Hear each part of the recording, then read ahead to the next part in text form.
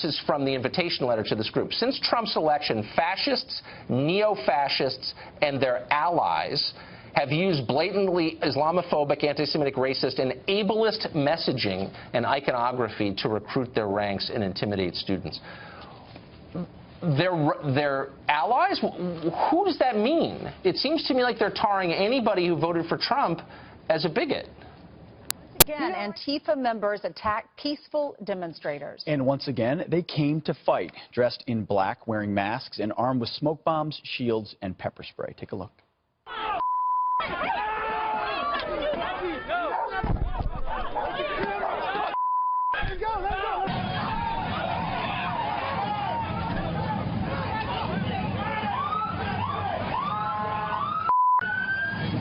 Our next guest says no one should be surprised by this violent behavior. Kevin Jackson, radio talk show host, executive director of The Black Sphere, and Fox News contributor, joins us to react to this.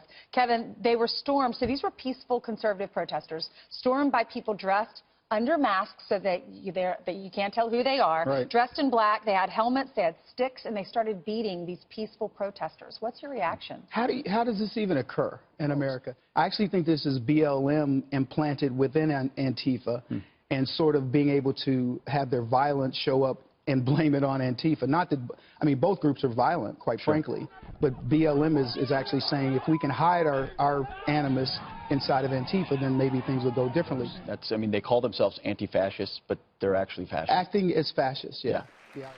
Thanks to Antifa and the supposed anti-fascist brigade for exposing what the radical left truly is. All of America is watching because you guys are so stupid.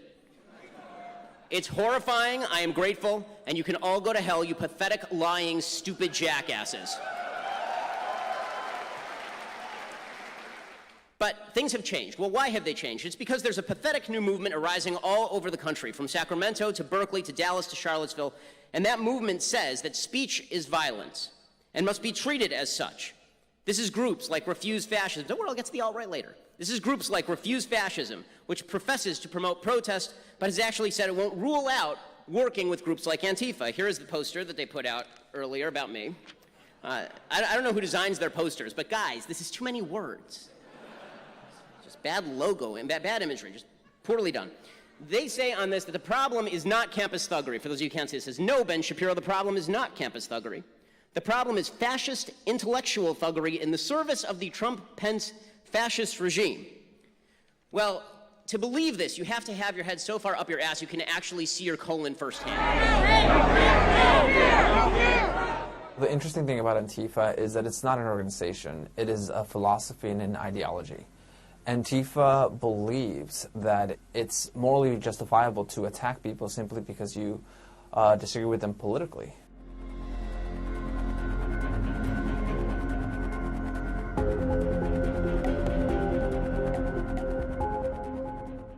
Such senseless acts of anarchy are not exercises of First Amendment rights. They are crimes designed to terrify fellow citizens and intimidate communities.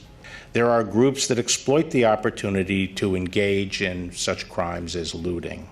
We have evidence that Antifa and other similar extremist groups have been involved in instigating and participating in the violent activity. It has to do with the fact that so many college administrators and college campuses that allow Antifa to work under their noses. We don't allow ISIS to recruit on college campuses, and we should not allow Antifa to do that either. It's a very loosely organized group, and they have sort of a unique or unusual system of communication and organization. There appear to be sources of funding, and we are looking into the sources of funding. And there is clearly some high degree of organization involved at some of these events, and coordinated tactics that we're seeing, and we're looking into that as well. No one in charge stood up to save America. Our leaders dithered. They cowered. They openly sided with the destroyers. In many cases, they egged them on. Later, they will deny doing any of this. They are denying it now. But you know the truth because you saw it happen. This is how nations collapse. When no one in authority keeps order, and when so many in our professional class encourage violence, American citizens are forced to defend themselves. They have no choice. No one else is going to defend them. They know that now. It's possible that more people will be hurt in coming days. That would be a tragedy. But in an environment like this, more violence could very well lead to a cascade of new tragedies, to something far bigger and more destructive than anything we have seen so far. So this isn't over. It might simply be the beginning. We pray it isn't. Did you watch that? How many more nights like this can we take? How many more nights like this before no one in America will serve as a police officer? It's not worth it. The people in charge hate you. The job doesn't pay enough. At that point, who will enforce the laws? Who will be in charge? Well, violent young men with guns will be in charge. They will make the rules, including the rules in your neighborhood. They will do what they want. You will do what they say. No one will stop them. You will not want to live here when that happens. Antifa, Occupy Wall Street, Black Lives Matter. It's all the same bunch of people. It's all the same bunch of people, from the militant environmental movement to the militant feminist movement. It's all the same people. It's all the same thinking.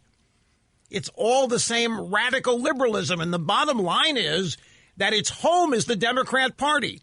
What we're seeing is Democrat Party politics come home to roost. He's consistently wrong about this terrorist organization that President Trump has rightly called a terrorist organization. Last weekend, officers blinded by these people using lasers, officers attacked. So go tell the officers who've been blinded, the officers who've been attacked, if Antifa, ask them if Antifa's a myth or an imaginary organization. Ask Andy Ngo, the journalist who was attacked in Portland over a year ago, if they're an imaginary organization or some kind of myth. They are very real. They are very dangerous. Bill Barr knows it. That's one other reason why the Democrats are out to get Bill Barr, because he's calling it accurately and truthfully. I truly believe we would have been killed. The left says, oh, well, you weren't killed, so you weren't threatened. No, the police saved our lives because these thugs would have killed us. They would have stomped us and killed us. And these people don't live in D.C. either. There's evidence that's coming out that these people were paid and that they came to town at someone else's behest. Do you think Department of Homeland Security is getting the help it needs from the Justice Department? Why haven't we seen the leaders of Antifa and BLM arrested and charged for conspiracy under, say, RICO, like the heads of the mafia families were? Well, this is something I've talked to the AG personally about, and I know that they are working on it. Look, we've seen about 300 arrests across this country regarding civil unrest and protesting, violent protesting, I would say, criminal protesting, criminal rioting occur. About 300 arrests. About a third of those, or 100 of those arrests, have been in Portland specifically. And I know the Department of Justice has charged about 74 or 75 individuals there in Portland with different federal crimes, and we'll continue to see how those investigations are going. Department of Justice is also targeting and investigating the head of these organizations, the individuals that are paying for these individuals to move across the country. What we know, Tucker, is that we have seen groups and individuals move from Portland to other parts of the country. Right. We had about 175 arrests in Kenosha. Almost 100 of them were from out of state. So we know they're moving around. We've seen them in D.C., in Sacramento, and elsewhere. They're organized.